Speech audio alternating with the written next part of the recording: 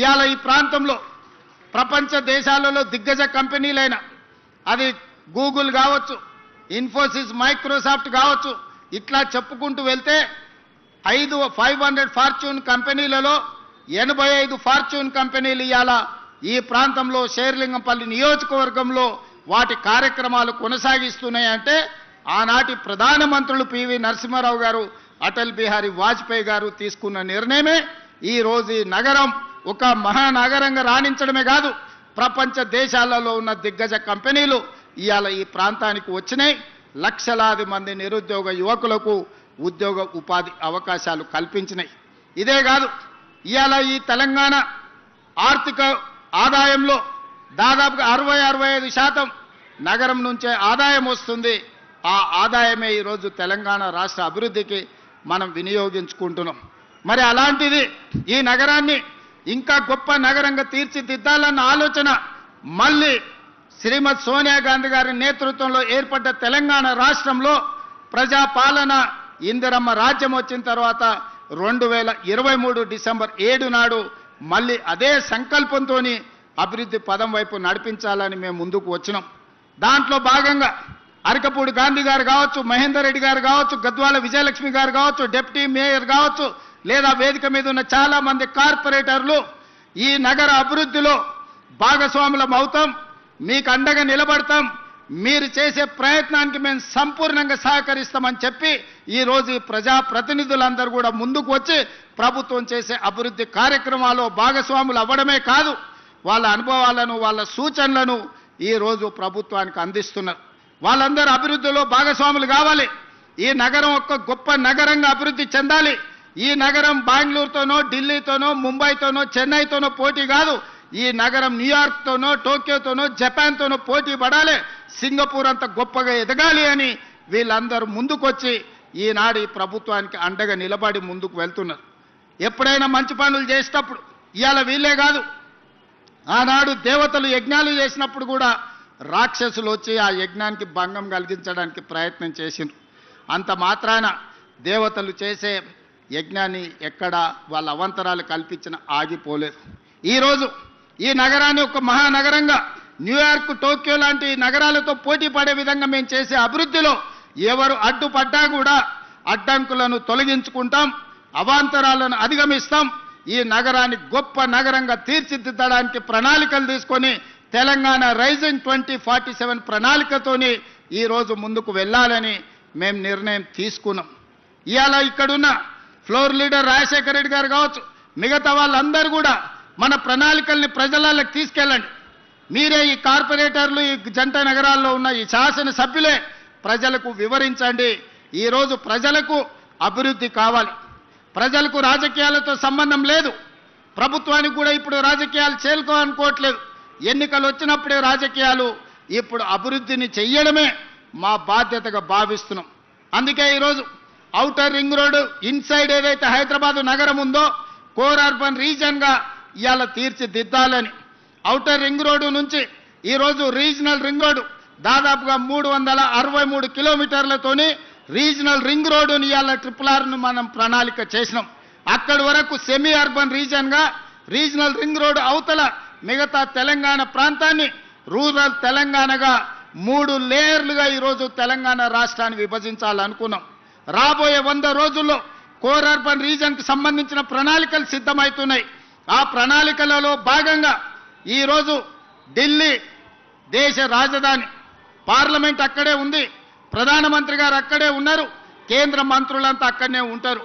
కానీ కాలుష్యం పెరిగిపోయి అక్కడ పాఠశాలలకు సెలవులు, పార్లమెంటుకు సెలవులు, ప్రజలు రోడ్ల మీదకి రావడానికి సెలవులు, ఈరోజు ఢిల్లీ నగరంలో నివసించలేని పరిస్థితి వచ్చింది. దీనికి ప్రధానమైన కారణం ఇంత పెద్ద దేశంలో, దేశ రాజధానిలో ప్రజలు నివసించలేని పరిస్థితి వచ్చింది అనంటే ఆనాటి పాలకులు ఢిల్లీ నగరంలో సరైన ప్రణాళికలు రచించకపోవడం వల్ల ఈరోజు విపరీతమైన కాలుష్యం వల్ల ఢిల్లీ నగరంలో నివసించలేని పరిస్థితి. చెన్నైలో వర్షాలు వస్తే లేదా ట్రాఫిక్ సంగతి మీరు చూసారు, చెన్నై వర్షానికి అతలాకుతలం అయిపోతుంది. బెంగళూరు నగరం ఈరోజు ట్రాఫిక్లో చిక్కుకొని ఎయిర్పోర్ట్కు పోవాలంటే నగరంలో నుంచి 6 గంటల ముందు బయలుదేరాల్సిన పరిస్థితి వచ్చింది. మరి ఇవాళ మిత్రులారా, జంట నగరాలలో ఉండే యువకులారా, మీరు ఆలోచన చేయండి. మనం ముంబై నుంచి, చెన్నై నుంచి, ఢిల్లీ నుంచి నేర్చుకోవాల్సిన అవసరం ఉన్నదా లేదా? అక్కడ వస్తున్న అవాంతరాలు, ఉపద్రవాన్ని దృష్టిలో పెట్టుకొని మన నగరానికి ప్రణాళికలు సిద్ధం చేసుకోవాల్సిన అవసరం ఉందా లేదా? ఇంకా రాజకీయాల ముసుగులో ప్రభుత్వం చేసే కార్యక్రమాలను అడ్డుకునే వాళ్ళను క్షమించుకుంటూ పోదామా? మీరు ఒక్కసారి ఆలోచన చేయండి. ప్రజలకు తీర్పు ఇచ్చిండ్రు. 5 సంవత్సరాలు ఎవరు పరిపాలన సాగించాలో ప్రజలు ఆమోదం తెలిపిండ్రు. 5 సంవత్సరాల కోసం ప్రజలు ఎన్నుకున్న ప్రభుత్వాన్ని పని చేయనీయకుండా ప్రతిరోజు కోర్టులో లిటిగేషన్ వేసి పనులు చేస్తున్న వాళ్ళ మీద బురద జల్లి ఈరోజు నగర అభివృద్ధిని అడ్డుకోవాలనే ప్రయత్నం చేస్తున్నారు. ఇవాళ ఫైనాన్షియల్ డిస్ట్రిక్ట్ అభివృద్ధి అయితే దాదాపుగా 10 లక్షల మందికి ఉద్యోగాలు వచ్చినాయి. ఈరోజు ఇక్కడనే దుర్గం చెరువు పక్కన నాలెడ్జ్ పార్క్ వస్తే 5 లక్షల మందికి ఉద్యోగాలు వచ్చినాయి.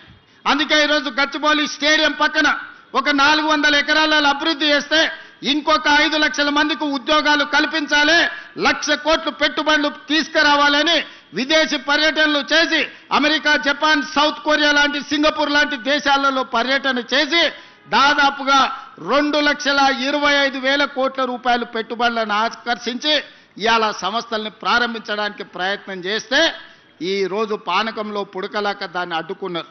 ఇది తాత్కాలికమే. ఆ భూమి 2002-03లో ఎవరికో ప్రైవేటు వ్యక్తులకు కేటాయిస్తే 2024లో సుప్రీంకోర్టు వరకు వెళ్ళి కొట్లాడి 20 సంవత్సరాల పోరాటం తర్వాత ఆ భూమిని వెనక్కి రాష్ట్ర ప్రభుత్వానికి తీసుకొచ్చినాం. ఈరోజు ఎవరో కొందరు అవాంతరాలు, అడ్డంకులు కల్పించినంత మాత్రాన ప్రభుత్వం వెనక్కి తగ్గదు. చట్ట సభలలోనే కాదు, న్యాయస్థానాలలో న్యాయం కోసం కొట్లాడి ఆ స్థలాన్ని మళ్ళీ వెనక్కి తీసుకొచ్చి పెద్ద ఎత్తున ఐటీ కంపెనీలను అక్కడ ప్రారంభించడమే కాదు, లక్షలాది ఉద్యోగాలను కల్పించే ప్రయత్నము మన ప్రభుత్వం చేస్తుంది. ఇదే కాదు, ఇవాళ జంట నగరాలలో ఉన్న కాలుష్యాన్ని మనం తగ్గించుకోవాలి. ఇవాళ కాలుష్యమే యమపాశమై మన ప్రాణాలు తీసుకుంటుంది. ఇవాళ చాలామంది మీరు చూస్తున్నారు నగరంలో కాలుష్యం ఎట్లా పెరుక్కుంటూ పోతుందో. అందుకే నాలాల అడ్డంకులు తొలగిస్తున్నాం, చెరువుల కబ్జాలకు విముక్తి కలిగిస్తున్నాం, రోడ్ల వెడల్పు కార్యక్రమాలు చేస్తున్నాం, ఫ్లైఓవర్ బ్రిడ్జ్లు కడుతున్నాం, అండర్ పాసులు కడుతున్నాం. ఈ రోజు ఎక్కడ ఏమి కావాలన్నా రాబోయే 100 సంవత్సరాలకు ఈ నగరం ఏ విధంగా ప్రజలకు ఉండాలో ఈరోజు బ్రహ్మాండమైన ప్రణాళికలతో ముందుకు వస్తున్నాం.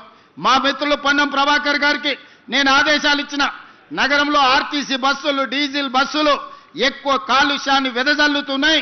ఈ నగరంలో 3,000 ఆర్టీసీ బస్సులు తిరుగుతున్నాయి. ఈ డీజిల్ 3,000 ఆర్టీసీ బస్సులను ఔటర్ రింగ్ రోడ్డు లోపల వద్దు, బయటికి జిల్లాలకు తరలించండి. ఈ నగరంలో మొత్తం 3,000 ఎలక్ట్రిక్ వెహికల్స్, ఎలక్ట్రిక్ ఆర్టీసీ బస్సులను మీకు ఇస్తామని చెప్పి కేంద్ర ప్రభుత్వంతో మాట్లాడి రాబోయే సంవత్సరం లోపల నగరంలో మొత్తం డీజిల్ బస్సులను నగరం అవతలికి తరలించడమే కాదు, 3,000 ఎలక్ట్రిక్ బస్సులను నగరానికి అందించి కాలుష్యాన్ని తగ్గించే ప్రయత్నం చేస్తాం. ఇదే కాదు, ఈరోజు ఆటోలలో కూడా డీజిల్తో పాటు కిరోసిన్ లేకపోతే పెట్రోల్తో నడుపుతున్నారు. ఇవి కూడా కాలుష్యం పెంచుతున్నాయి. అందుకే నగరంలో ఆటోల కొనుగోలుని గత ప్రభుత్వం నిషేధించింది. కానీ నేను వచ్చిన తర్వాత నిషేధాన్ని సడలించి ఎలక్ట్రిక్ ఆటోలు కొనుక్కున్నా, లేకపోతే మన సిఎన్జి ఆటోలను కొనుక్కున్నా, మళ్ళా ఆటో కార్మికులకు కొత్త ఆటోలు కొనుక్కోవడానికి ఈరోజు అనుమతిస్తున్నాం. ఇవాళ ఆటో కార్మికులకు నేను విజ్ఞప్తి చేస్తున్నా, మీ డీజిల్ ఆటోలను తీసేయండి, ఎలక్ట్రిక్ ఈవీ ఆటోలు కొనుక్కోండి.